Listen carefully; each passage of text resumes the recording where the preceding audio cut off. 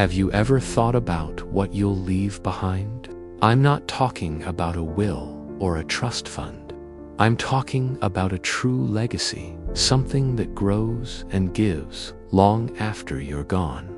Today, I want to tell you a story, a kind of real estate emotional thriller set back in 1971, deep in rural Appalachia. It's a Christmas story, but not the kind you're used to. This is the story of the last gift of equity.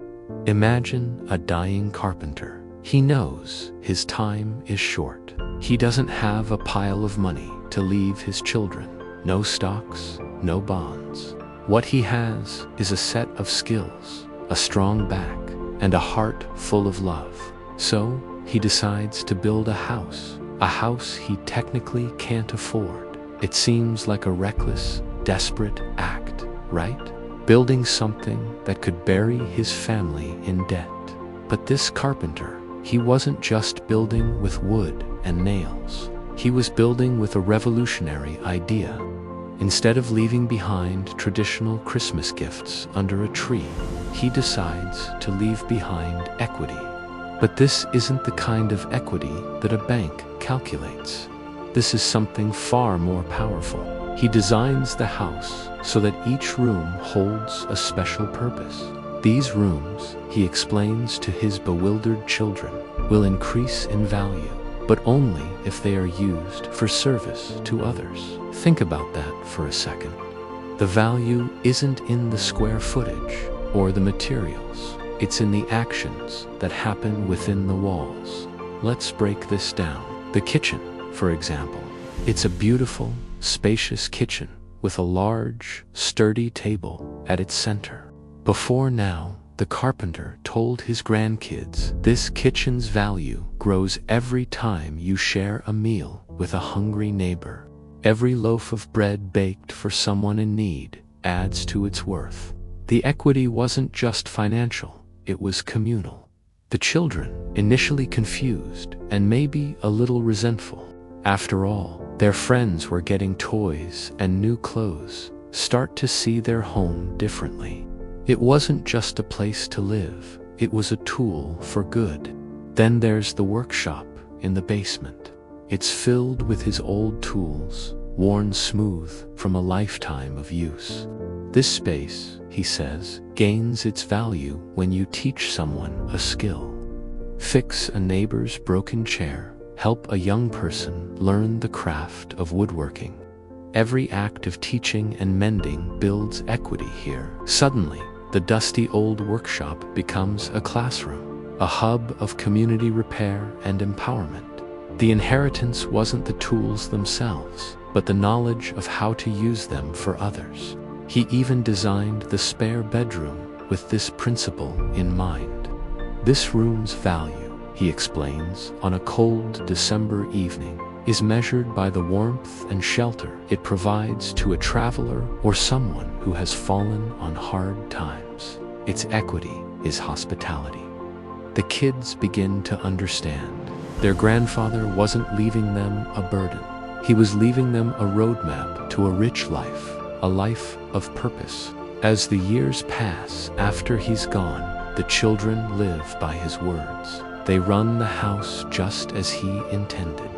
Their kitchen becomes famous for its open door and warm meals. The workshop becomes a local institution, a place where skills are passed down through generations. The spare room is rarely empty, and a funny thing happens. The house, this structure built on a foundation of debt and faith, becomes the most valuable property in the entire region, not just because it's well maintained, but because it is the heart of the community. People come from all over, not just to see the house, but to feel the spirit within it. The children realize the profound lesson their father taught them.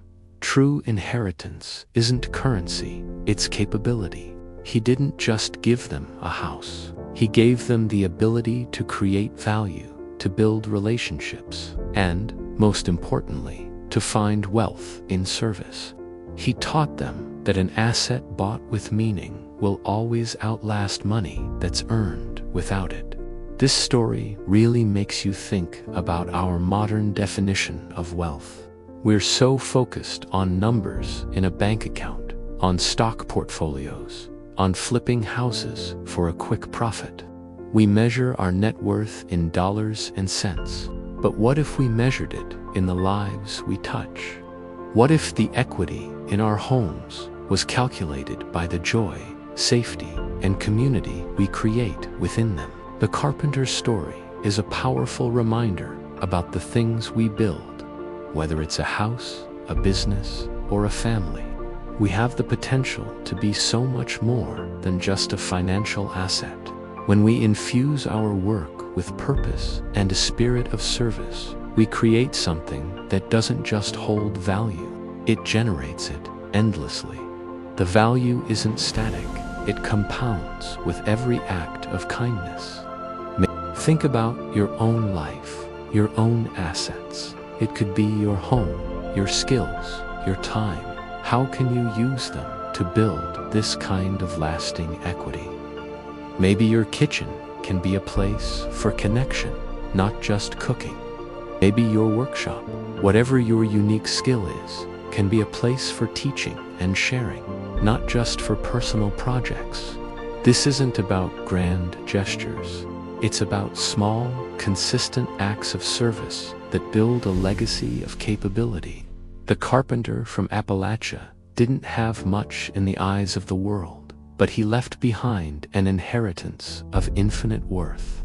He left a living, breathing asset that continues to serve and grow. His last gift wasn't just a house, it was a blueprint for a meaningful life. It's a lesson that true wealth is built, not just earned. It's created through connection, through service, and through love. And that is an asset that will never, ever depreciate. Thank you so much for watching and thinking about this with me today. If this story resonated with you, I'd love to hear your thoughts in the comments. What does true inheritance mean to you? Like and sub for more stories that challenge the way we think about value and legacy. Always remember, the surge begins within, carry it forward.